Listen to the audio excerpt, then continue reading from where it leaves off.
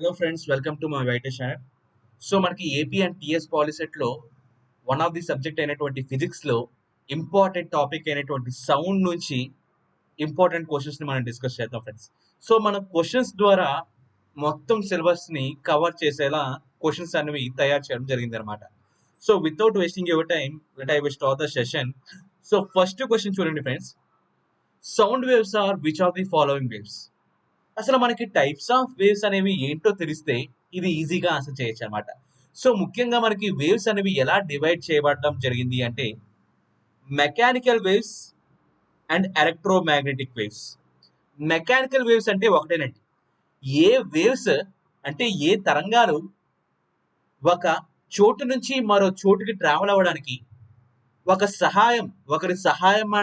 సహాయాన్ని అందిస్తుందో, అంటే ఒక మీడియం హెల్ప్ తీసుకుంటుందో అలాంటి వేవ్స్ అన్నింటినీ కూడా మనం మెకానికల్ వేవ్స్ అంటాం. సో ఎటువంటి వేవ్స్ అయితే ఎటువంటి మీడియం హెల్ప్ లేకుండా ఒక చోటు నుంచి మరో చోటుకి ఈజీగా ట్రావెల్ అవ్వగలవు అలాంటి వేవ్స్ ని మనం సింపుల్ గా ఎలక్ట్రోమాగ్నెటిక్ వేవ్స్ అంటాం. సింపుల్ గా టూ టైప్స్ గుర్తుపెట్టుకోండి, టూ టైప్స్. సో మనకి మెకానికల్ వేవ్స్ అంటే మీడియం యొక్క హెల్ప్ అనేది ఖచ్చితంగా అవసరం. There is a need of medium. So ఖచ్చితంగా మనకి సౌండ్ అనేది ఏంటి? సౌండ్ అనేది మన వోకల్ కార్డ్స్ నుంచి ప్రొడ్యూస్ అవుతున్నప్పుడు ఆ వోకల్ కార్డ్స్ నుంచి ఏదైతే సౌండ్ అనేది ప్రొడ్యూస్ అవుతుందో అది అవతల ఉన్న వ్యక్తికి, అంటే ఎదురుగా ఉన్న వ్యక్తికి తన యొక్క కన్నిబేర్లో అంటే ఇయర్ డ్రమ్ లో వెళ్ళడానికి ఎలా ట్రావెల్ అవుతుంది, ఎలా మధ్యలో ట్రావెల్ అవుతుంది.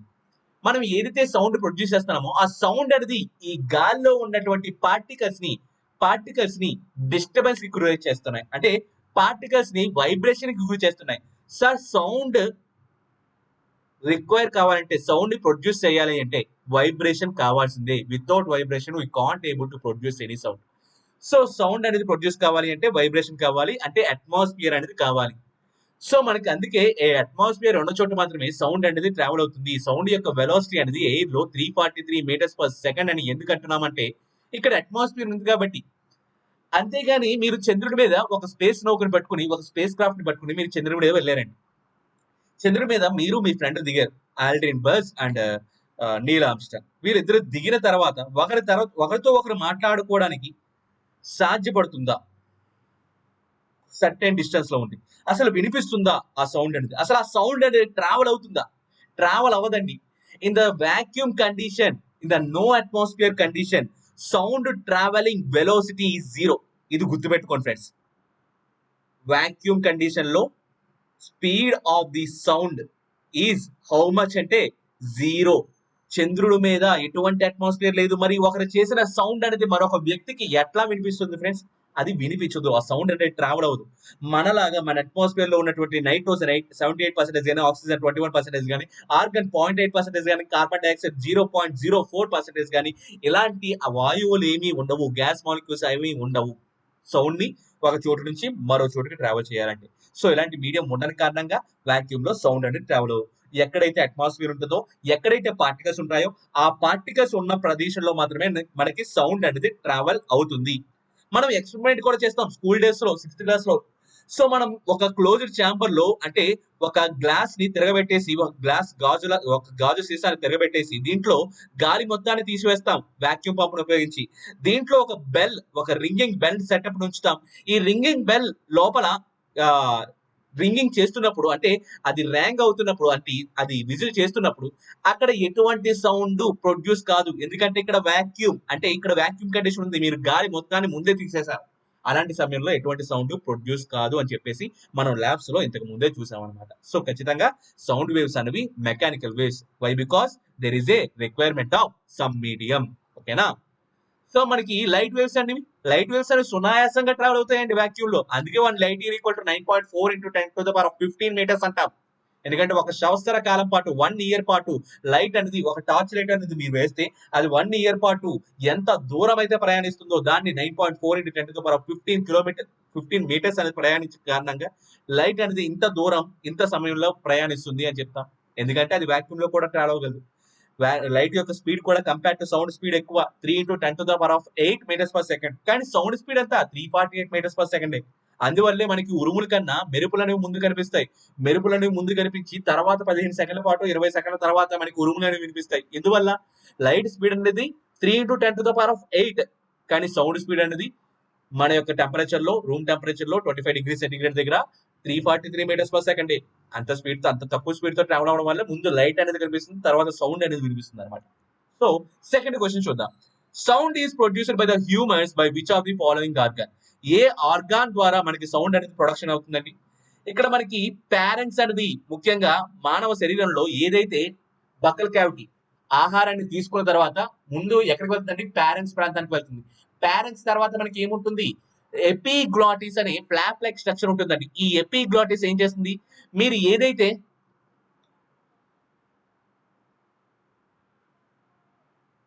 సో మనకి ఇది రెస్పిరేషన్, ఇది మనకి ఫుడ్ పైప్, ఇది మనకి విండ్ పైప్, ఇది మనకి ఫుడ్ పైప్. మీరు తిన్న ఆహారాన్ని, పీల్చే గాలిని రెండు వేరువేరు గొట్టాలలో, రెండు వేరువేరు పైపుల్లో, రెండు వేరువేరు మార్గాల్లో వెళ్ళేటట్టు సహాయపడే వస్తువు ఏంటయా అంటే ఎపిగ్లాటిస్. ఇది మనకి ప్యారెంట్స్ ప్రాంతంలో ఉంటుంది అనమాట. సో మనకి ఎప్పుడైతే ఈ ఎపిగ్లాటిస్ దాటుకుని కిందకి వెళ్తామో, విండ్ పైప్ దగ్గరికి వెళ్తే, ఈ పైప్ లో వెళ్తేనే మీకు ఆ అవయవం అనేది కనిపిస్తుంది అనమాట. ఇక్కడ మనకి లారెంక్స్ అనే భాగం కనిపిస్తుందండి. ఈ లారెంక్స్ లోనే మనకి వోకల్ కార్డ్ అనేది కనిపిస్తుంది. ఈ వోకల్ కార్డ్స్ అనేవి కనిపిస్తాయి. ఈ వోకల్ కార్డ్ అనేది మనకి ఈ సౌండ్ అనేది ప్రొడ్యూస్ చేస్తుంది. ఎందువల్ల అంటే మన ఇన్హలేషన్, ఎగ్జహలేషన్, శ్వాసక్రియలో భాగంగా మనం గాలిని వదులుతున్నప్పుడు, తీసుకుంటున్నప్పుడు ఆ గాలి అనేది ఈ రెండు వోకల్ కార్డ్స్ మధ్య వెళ్ళడం వల్ల రెండు వోకల్ కార్డ్స్ అనేవి వైబ్రేట్ అవుతా ఉంటుంది. సో ఎప్పుడైతే రెండు వస్తువులు వైబ్రేషన్ కి గురవుతున్నాయో, పార్టికల్స్ అనేవి వైబ్రేషన్ కి గురవుతున్నాయో, అక్కడ ఖచ్చితంగా సౌండ్ అనేది ప్రొడ్యూస్ అవుతుంది. అలా మానవుడి యొక్క వోకల్ కార్డ్స్ అనేవి వైబ్రేషన్ కి గురవడం వల్ల సౌండ్ అనేది ప్రొడ్యూస్ అవుతుంది. ఇలా 2 వోకల్ కార్డ్స్ సహాయంతో ఈ సౌండ్ అనేది ప్రొడ్యూస్ అవుతుంది. ఈ వోకల్ కార్డ్స్ అన్నవి ఎక్కడ ఉన్నాయి అంటే లారెంక్స్ అనే భాగంలో ఉన్నాయి. ఈ వోకల్ కార్డ్ ని మనం వాయిస్ బాక్స్ అని కూడా పిలుస్తాం. ఈ వోకల్ కార్డ్స్ అనేవి ఆడవారిలో ఒకలాగా, మగవారిలో ఒకలా ఉంటాయి ఫ్రెండ్స్. ఆడవారిలో దీని యొక్క పొడవు ఎంత ఉంటుంది అంటే ఇది 15 మిల్లీమీటర్స్ మాత్రమే ఉంటుంది. కానీ మగవారిలో ఈ వోకల్ కార్డ్స్ యొక్క పొడవు ఎంత ఉంటుంది అంటే 20 మిల్లీమీటర్స్ యొక్క పొడవు అనేది ఉంటుంది ఫ్రెండ్స్. సో ఈ డిఫరెన్స్ ఉండడం వల్ల ముఖ్యంగా లేడీస్ లో, ఫిమేల్స్ లో వోకల్ కార్డ్స్ అనేవి ఇలా ఉండడం వల్ల వీళ్ళ యొక్క వాయిస్ లో ఫ్రీక్వెన్సీ అనేది ఎక్కువగా ఉంటుంది. ఫ్రీక్వెన్సీ ఎక్కువగా ఉంది అంటే frequency is directly proportional to pitch. వాళ్ళ వాయిస్ లో పిచ్ ఎక్కువగా ఉంటుంది అనే మీనింగ్ అనమాట. మేల్స్ లో ఈ వోకల్ కార్డ్ స్ట్రక్చర్ ఎలా ఉండడం వల్ల వీళ్ళ యొక్క వాయిస్ లో ఏముంటుంది? వీళ్ళ యొక్క వాయిస్ లో యాంప్లిట్యూడ్ అనేది ఎక్కువగా ఉంటుంది. Amplitude is directly proportional to loudness. So వీళ్ళ యొక్క వాయిస్ లో లౌడ్నెస్ ఉంటుంది. మేల్స్ యొక్క వాయిస్ లో పిచ్ అనేది ఉండదు, లౌడ్నెస్ అనేది ఉంటుంది. ఫిమేల్స్ యొక్క వాయిస్ లో లౌడ్నెస్ ఉండదు, పిచ్ అనేది మాత్రమే ఉంటుంది అనమాట. ఈ ప్రాపర్టీస్ ని గుర్తుపెట్టుకోండి, మనకి ఎగ్జామినేషన్ లో అడగడానికి ఛాన్స్ ఉంటుంది అనమాట. ఇలా ఉంటుంది వోకల్ కార్డ్స్ అనేవి, ఇలా అంటాం. ఇవి మనకి లారెంక్స్ భాగంలో ఉంటాయి అనమాట. ఓకేనా? సో థర్డ్ క్వశ్చన్ చూడండి friends. Which of the following is defined as a number of oscillations completed in a unit time? అంటే మనం ఏదైతే సౌండ్ అనేది ప్రొడ్యూస్ చేస్తున్నాం, ఒక మానవుడే కదండి, ఏ వస్తువు అయినా, ఏ సౌండ్ డెక్ అయినా, మనకి ఏ సిడి ప్లేయర్ అయినా, డివిడి ప్లేయర్ అయినా, టీవీ అయినా, ఎల్సిడి అయినా, మనకి ఎల్ఈడి అయినా, మనకి ఏదైనా సరే, ఏ వస్తువు అయినా సరే, ఒక సౌండ్ ప్రొడ్యూసింగ్ ఏజెంట్ ఏదైతే ఉందో ఆ సౌండ్ అనేది ఈ గాలిలో, ఈ అట్మాస్ఫియర్ లో ఉన్నప్పుడు అది ఎలా ట్రావెల్ అవుతుందని చెప్పుకున్నాం. ప్రాక్టికల్ గా అయితే ఈ అట్మాస్ఫియర్ మాలిక్యూల్స్ అనేవి ఎలా కుదురుతాయండి? సో పార్టికల్స్ ఒక దగ్గర కంప్రెషన్ అయి, మరో దగ్గర ఫ్రీ అయి, మళ్ళీ ఒక దగ్గర కంజెస్ట్ అయి, మళ్ళీ మరో దగ్గర ఫ్రీ అయి, మళ్ళీ ఒక దగ్గర కంజెస్ట్ అయి, మళ్ళీ ఒక దగ్గర ఫ్రీ అయి, ఇలా పార్టికల్స్ ఒక చోటు నుంచి, ఇక్కడ మీరు ఒక సౌండ్ అనేది ప్రొడ్యూస్ చేస్తే ఆ సౌండ్ ని ఏ పొజిషన్ నుంచి బి పొజిషన్ తీసుకువెళ్ళాలంటే ప్రాక్టికల్ గా ఇలా జరుగుతుంది అనమాట. అంటే ఏంటి దీని meaning? Compression, rare fraction, compression, rare fraction, compression, rare fraction. అంటే గాలి అనేది బాగా కంప్రెస్ అవుతుంది, మళ్ళీ ఫ్రీగా వదులుగా ఉంటుంది, కంప్రెస్ అవుతుంది, ఫ్రీగా వదులుగా ఉంటుంది. అంటే పార్టికల్, ఒక పార్టికల్ ఇంకో పార్టికల్ ని గుద్దుకుంటూ ఎడ్జసెంట్ పార్టికల్స్ ని గుద్దుకుంటూ అలా సౌండ్ ని ఒక చోటు నుంచి మరో చోటుకి ఈజీగా ట్రావెల్ చేస్తుంది అనమాట. ఇది ప్రాక్టికల్ గా జరుగుతుంది. కానీ థియరిటికల్ గా దీన్ని మనం ఎలా చెప్తున్నాం? వేవ్స్ రూపంలో చెప్తున్నాం. ఎక్కడైతే మనకి కంప్రెషన్ ఉంటుందో అక్కడ ఏమవుతుంది, అలాగే ఎక్కడైతే మనకి రేర్ ఫ్రాక్షన్ ఉంటుందో అక్కడ ఏమవుతుంది? Compression, rare fraction, compression, rare fraction. ఎక్కడైతే కంప్రెషన్ ఉంటుందో అక్కడ మనకి crest point, the top most point of the wave గా ఉంటుంది. ఎక్కడైతే మనకి రేర్ ఫ్రాక్షన్ ఉంటుందో అక్కడ మనకి బాటమ్ మోస్ట్ పాయింట్ అనేటువంటి ట్రఫ్ ని రిప్రజెంట్ చేస్తాం అనమాట. అలాగే కంప్రెషన్ దగ్గర క్రెస్ట్, ట్రఫ్ ఇలా ఉంటాయి అనమాట. అంటే ఒక సౌండ్, ఒక ధ్వని అనేది క్రెస్ట్ అండ్ ట్రఫ్ ఫార్మేట్ లో వెళ్తుంది. అంటే ఇక్కడ ఏంటి ఫ్రీక్వెన్సీ అంటే మీనింగ్? ఒక క్రెస్ట్ ఒక ట్రఫ్ కలిపితే ఒక సైకిల్ అని పిలుస్తాం కదండి. ఒక క్రెస్ట్ నుంచి ఒక ట్రఫ్ వరకు ఒక సైకిల్ అంటాం, వన్ సైకిల్ అంటాం. అంటే ఒక వైబ్రేషన్ అయినా పిలవచ్చు, ఒక వైబ్రేషన్ గానీ వన్ సైకిల్ గానీ వన్ హెడ్జ్ అయినా పిలవచ్చు అనమాట. ఇలాంటివి ఒక యూనిట్ టైంలో, ఇక్కడ ఒక యూనిట్ టైం అంటూ ఒక సెకండ్ ఏం తీసుకోవాల్సిన రూల్ ఏం లేదు. 1 అవర్ కైనా తీసుకోవచ్చు, 24 అవర్స్ కైనా తీసుకోవచ్చు, 2 డేస్ కైనా తీసుకోవచ్చు. ఇక్కడ కంపారిజన్ చేస్తున్నప్పుడు యూనిట్ టైం అంటున్నాం. ఇక్కడ సింపుల్ గా మీకు అర్థం కావడానికి 1 సెకండ్ అనుకోండి. 1 సెకండ్ కాలానికి ఎన్ని వేవ్స్, ఎన్ని సైకిల్స్ అంటే 1 కంప్లీట్ ఆసిలేషన్ అంటే ఒక క్రెస్ట్ ప్లస్ ఒక ట్రఫ్ ని కలిపి ఒక సైకిల్ అంటున్నాం.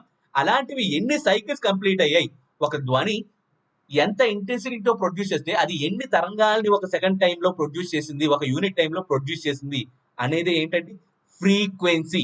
Frequency is nothing but number of oscillations ఆ number of cycles completed in a unit time. Frequency దేంతో ఇండికేట్ చేస్తాం, న్యూతో ఇండికేట్ చేస్తాం, which is equal to 1 upon time. అంటే ఇది ఎలా ఉంది, ఫ్రీక్వెన్సీ అనేది న్యూమినేటర్ లో ఉంది, టైం అన్నది ఈక్వాలిటీ అవతల సైడ్ డినామినేటర్ లో ఉంది. అంటే ఈ రెండు ఎలా ఉన్నాయండి, ఇన్వర్స్లీ ప్రపోర్షనల్. అంటే ఏమవుతుంది, ఒకటి తగ్గితే ఇంకోటి పెరుగుతుంది, ఒకటి పెరిగితే ఇంకోటి తగ్గుతుంది. అది ఇన్వర్స్లీ ప్రపోర్షనల్ కి అసలైన మీనింగ్ అనమాట ఫిజిక్స్ లో. సో మనకి ఫ్రీక్వెన్సీ అనేది పెరిగితే అంటే టైం అనేది పెరిగితే నెంబర్ ఆఫ్ వేవ్స్ తక్కువగా ఉన్నట్టు. ఒకవేళ ఫ్రీక్వెన్సీ అనేది ఎక్కువగా ఉంటే అంటే నెంబర్ ఆఫ్ వేవ్స్ తక్కువ టైంలో వచ్చినట్టు. అలా అనమాట మీనింగ్.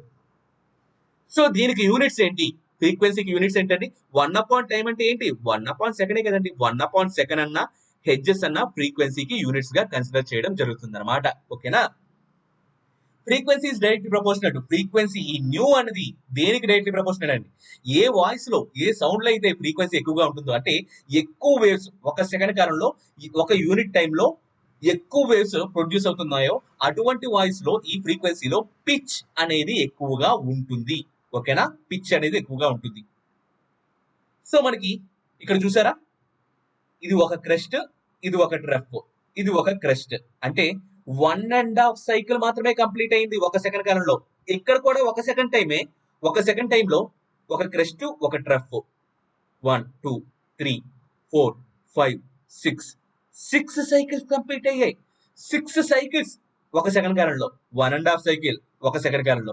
ఇక్కడ మీరు ఎవరి యొక్క వాయిస్, ఈ రెండు మిషన్లలో ఏ మిషన్ ఎక్కువ వాయిస్ ని, ఎక్కువ ఫ్రీక్వెన్సీ కలిగిన వాయిస్ ని ప్రొడ్యూస్ చేసింది అంటే ఏమని చెప్తారు, ఆప్షన్ బి. మనకి ఏదైతే ఈ హై పిచ్ వాయిస్ అంటాం, ఎందుకంటే ఒక సెకండ్ కాలంలో 6 సైకిల్స్ ప్రొడ్యూస్ చేసింది ఇక్కడ. సో ఇప్పుడు ప్రాక్టికల్ గా మాట్లాడదాం. ఇప్పుడు మనకి ముగ్గురు వ్యక్తులు ఇచ్చారు. సో క్వశ్చన్ ఉంది కాబట్టి క్వశ్చన్ వచ్చేటప్పుడు మీకు డిస్కస్ చేస్తాను, దాని మీద క్వశ్చన్ ఉంది already. The magnitude of maximum disturbance in the medium on either side of the mean value. So మనకి సౌండ్ అనేది ఎలా ట్రావెల్ అవుతుందండి, వేవ్స్ ఫార్మేట్ లో ట్రావెల్ అవుతుంది అని చెప్పుకున్నాం. సౌండ్ అనేది వేవ్స్ ఫార్మేట్ లో ట్రావెల్ అవుతుంది, వేవ్స్ ఫార్మేట్ లో ట్రావెల్ అవుతుంది. ఇక్కడ ఏమంటున్నాడు, magnitude of the maximum disturbance. మీరు ఏదైతే సౌండ్ ప్రొడ్యూస్ చేశారో ఆ సౌండ్ అనేది గాలిలో తరంగాల రూపంలో వెళ్తున్నప్పుడు ఇక్కడ maximum disturbance between in the medium on either side of the mean value. ఇక్కడ మీన్ వాల్యూ అంటే ఏంటండి, ఈ ప్రిన్సిపల్ యాక్సిస్ లైన్ ఉంది కదా, దీన్ని మనం జీరో లైన్, మీన్ వాల్యూ అని పిలవడం జరుగుతుంది అనమాట. దీనికి రెండు వైపులా అంటే ఇటు సైడ్ ఈ డిస్టెన్స్ ఏంటి, క్రెస్ట్ నుంచి ఈ డిస్టెన్స్ ఏంటి, ట్రఫ్.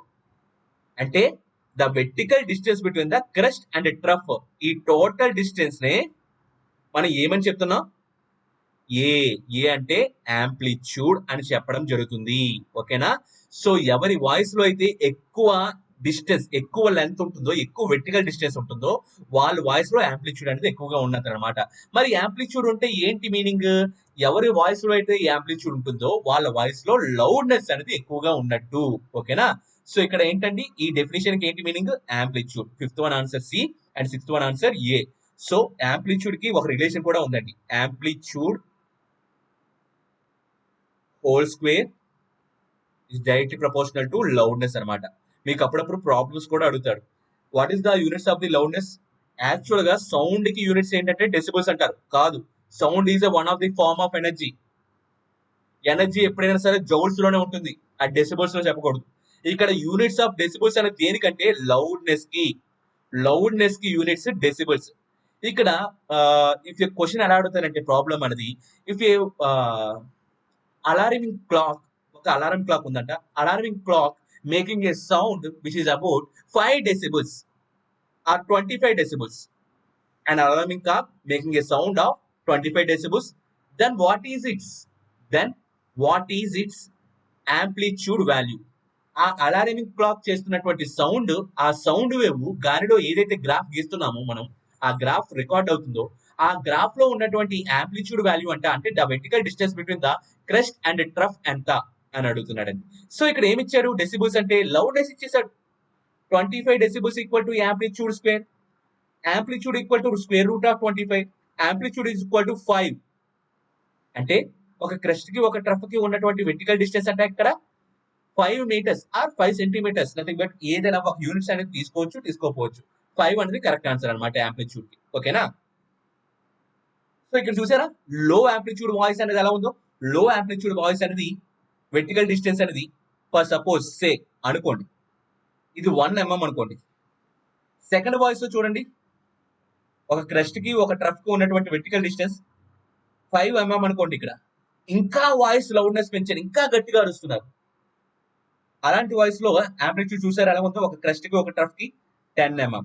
ఇలా లౌడ్నెస్ అనేది పెరుగుతున్న కొలది ఆ యాంప్లిట్యూడ్, ఆ సౌండ్ వేవ్స్ యొక్క యాంప్లిట్యూడ్ కూడా పెరుగుతా పోతుంది అనమాట.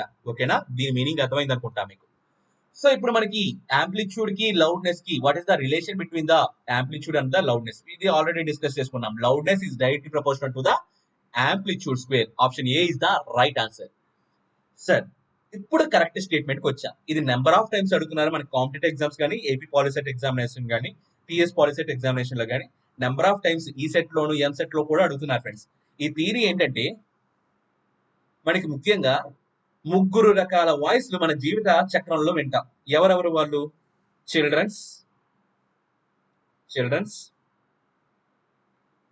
Women and men. సో వీళ్ళు ముగ్గురు వాయిస్ లో ఎవరి యొక్క ఫ్రీక్వెన్సీ ఎక్కువగా ఉంటుంది? సార్ ముఖ్యంగా చిల్డ్రన్స్ ఒక సెకండ్ టైంలో వీళ్ళ యొక్క వాయిస్ ఇలా ఉంటుందంటండి.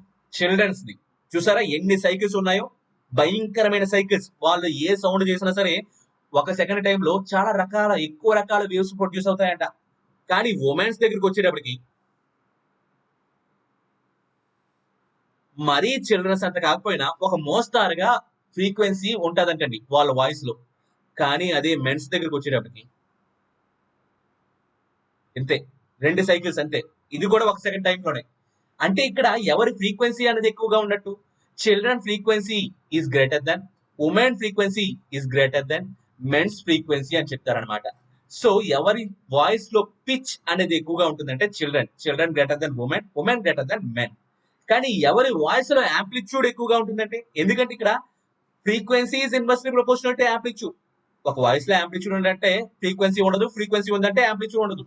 ఇక్కడ మెన్స్ వాయిస్ లో లౌడ్నెస్ అనేది ఎక్కువగా ఉంటుంది, వాళ్ళ వాయిస్ లో లౌడ్నెస్ అనేది ఎక్కువగా ఉంటుంది, వాళ్ళ వాయిస్ లో ఈ హైట్ అనేది ఎక్కువగా ఉంటుంది అనమాట, ఈ యాంప్లిట్యూడ్ అనేది ఎక్కువగా ఉంటుంది అనమాట. యాంప్లిట్యూడ్ అడిగితే ఇక్కడ క్వశ్చన్ రివర్స్ అవుతుంది, ఫ్రీక్వెన్సీ అడిగారు కాబట్టి ఈ ప్రొసీజర్ అనేది కరెక్ట్ ఆన్సర్ అవుతుంది అనమాట. So children frequency greater than women frequency is greater than mens frequency. Option C is the right answer. So next one చూడండి friends, the speed of sound is defined as the distance at a point on a wave such as a compression or a rarefaction travels per unit time is also defined as a. మీరు ఏదైనా sound produce చేస్తే, ఒక sound అనేది produce చేశారండి, మీరే ఒక sound ఏదో అరిచారు, అది గాలిలో ఇలా గ్రాఫ్స్ అనేవి రికార్డ్ అయ్యాయి, వేవ్స్ రూపంలో గ్రాఫ్ అనేది రికార్డ్ అయ్యింది. సో ఇక్కడ how you can measure the speed of the sound. మరి ఇక్కడ మెజర్ ఎలా చేస్తాం? మెజర్మెంట్ ఏ పారామీటర్ల మీద ఆధారపడి చేస్తామంటే, మీకు వెలోసిటీ అనేది అథమెటిక్ లో మ్యాథ్స్ లో ఏమని తెలుసండి, distance or displacement upon time అని మీ ఫిజిక్స్ లో ఈక్వేషన్స్ ఆఫ్ మోషన్ లో నేర్చుకునే ఉంటారు. సో ఇక్కడ డిస్ప్లేస్మెంట్ అంటే ఎవరు అంటే ఈ సౌండ్ వేవ్ లో ఏ పారామీటర్ అనేది డిస్ప్లేస్మెంట్ ని వర్ణిస్తుంది? మనకి ఏదైతే the distance between the 2 consecutive crests or 2 consecutive troughs. ఎందుకు నేను కాన్సిక్యూటివ్ అనే వర్డ్ ని యూజ్ చేశాను? కాన్సిక్యూటివ్ అంటే ఏంటి? 2 వరుసగా వచ్చే క్రెస్ట్ గానీ 2 వరుసగా వచ్చే ట్రఫ్లు గానీ ఎందుకంటే మీరు ఇక్కడ ఒక క్రస్ట్ ని ఇక్కడ ఒక క్రస్ట్ ని తీసుకుని దాని రెండింటి మధ్య ఉన్న లెంత్ ని వేవ్ లెంత్ అని చెప్పొచ్చు. అలాగవదు, వరుసగా వచ్చేది మాత్రమే, అంటే దాని పక్కన ఉన్నది మాత్రమే మీరు చెక్ చేయాలి. అంటే ఈ క్రస్ట్ నుంచి ఈ క్రస్ట్ వరకు మాత్రమే దీన్ని ఏమంటున్నాం, lambda, nothing but wavelength అంటున్నాం అనమాట. ఇది ఒక సౌండ్ యొక్క డిస్టెన్స్, ఒక సౌండ్ అనేది ఎంత దూరం ప్రయాణిస్తుంది అని చెప్పేది ఈ వేవ్ లెంత్ రూపంలోనే చెప్తాం. సో ఇక్కడ డిస్ప్లేస్మెంట్ ప్లేస్ లో లాంబ్డా రాయొచ్చా? ఓ రాయొచ్చు, దర్జాగా రాయొచ్చు. లాంబ్డా ఇంటూ 1/time అనేది మిగిలిపోయింది. 1/time అనేది ఎక్కడ గమనించారు? తక్కువ టైంలో ఎక్కువ వేవ్స్ ని ప్రొడ్యూస్ చేయడం అనేది ఎక్కడ డెఫినేషన్ గా మీరు చూసారు ఫ్రెండ్స్? ఫ్రీక్వెన్సీ దగ్గర చూసారు. Number of oscillations in a unit time. So 1/time అనేది దేనికి ఫార్ములా? న్యూ కి ఫార్ములా, అంటే ఫ్రీక్వెన్సీకి ఫార్ములా. అంటే న్యూ లాంబ్డా ఇంటూ న్యూ, అంటే velocity of the sound wave is nothing but product of wave length and frequency అని చెప్పచ్చా? Yes, option C